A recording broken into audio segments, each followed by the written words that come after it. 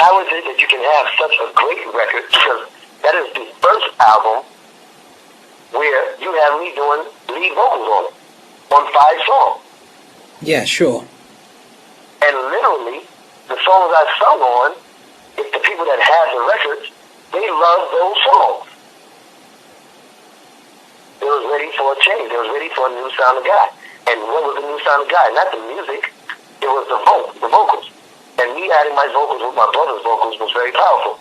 Because even if you go back to the 2004 Straight to the Point Damion Hall solo record, and you listen to A Song for You, all of radio wanted to play that song. That is a phenomenal rendition of the Donny Hathaway song.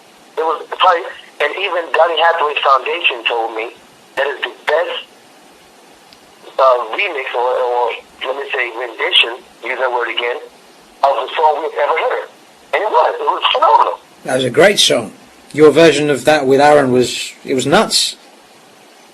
So just imagine if that was promoted, and then the 2004 Guy record came out, and I'm doing songs like Not a Day and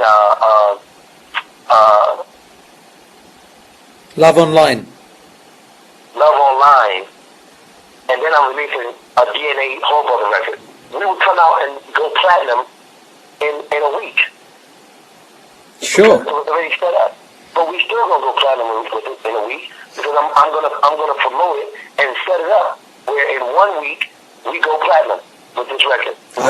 I wish you all the best, Damion, with that. Seriously, because Guy have been such an influential group for so many R&B artists today. So many people seem to be giving Guy props, and when you talk to young kids or young music lovers, they don't know who Guy are. But these artists, they're like, our influence stems back to Guy, and it's unbelievable what you guys have achieved music-wise. The sales have spoken for themselves. It's just a shame that Guy weren't remunerated the way they should have been. The aspect of where Guy is and where Guy was, Guy came out and within a 6-9 months time became the biggest R&B group on the planet. Up in 91, and the music still remains fresh and in people's hearts and on the radio. There is not a group to date that has broke up and in 15 years later came out and sold out a 9-month tour nationwide without having a new single or a new album out. Not one group did that. There are only groups that came out during this time that had platinum records and gold records and hit singles out right now that sold out the places that we sold out in 2006. Why is that? Because Guy is bigger than the sum of his parts. But there are people that run, let's say, these award shows, that run these video shows, these programming shows, that for some reason do not want to give us our accolade until we come out with a record and we force them to. Sure. What kind of respect is that? None at all. You still smile on our face, you still come to our shows, and you still play our records. Guy are living legends. We are living legends. I don't care what anybody says. Artists say that every day, even DJs say it. Y'all are living legends, man. That did something to music that no one else has ever done. Hey, Damion, I'm the last person that's going to disagree with you on that one. You know what I'm saying? I mean, I'm not going to say that has done it, because you got the Gap Band, you got Earth, Wind & Fire, you have the Commodores, you have groups like that. But as far as music and sound and everything, you have to go to people like, okay, who has changed the whole sound of what it is? Quincy Jones and Michael Jackson. They did that. They're legends. Who else has done that? Prince. He's done that. Who else has done that? Earth, Wind & Fire. They did it. Who else has done it? Goddamn. And then who came and did it? God. Who did it after that? No one. Don't forget Frankie Beverly and Mays. No, Frankie Beverly and Mays, they did. Definitely. Can't forget them. Because people talk about concerts over the years. They talk about Frankie Beverly and Mays. They talk about the Guy concerts. There's a handful of people that people give props to their concerts, their shows, and say that, you know, oh my God, these were like the greatest shows I ever went to. And Guy were right up there. Frankie Beverly is definitely one of those. I mean, you can tell who has sustained the last 15 years on one song. Yeah. And sells out still everywhere.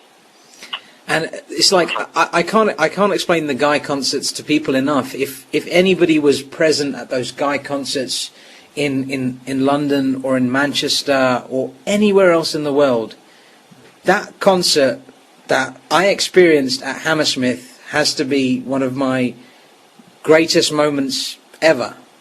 And it's through that concert that I hold on to the thought that one day this band will be able to come back again and, you know, show us how it's done. I mean, it almost happened last year, but I don't know what the politics was or what the reasons were. But Damion, you couldn't make it, Aaron couldn't make it, and it was Teddy by himself. And, you know, there was me and a lot of people that were like thinking, we really want to see a Guy show. You know, we've been craving for this for 15 years, and it just didn't happen. What happened?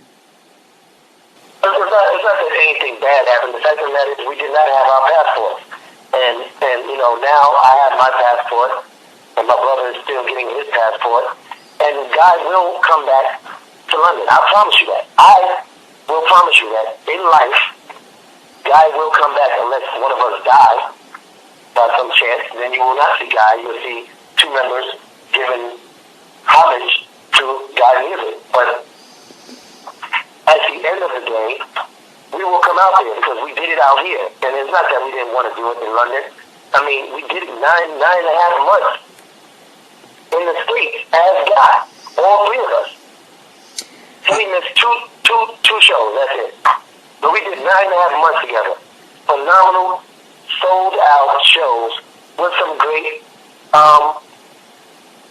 supporting cast, as I call them. You know, you got Tony, you have Black Street, you have After 7, and you have, you know, BBD, you have Johnny Gill, you have Keith Sweat, you have SWV.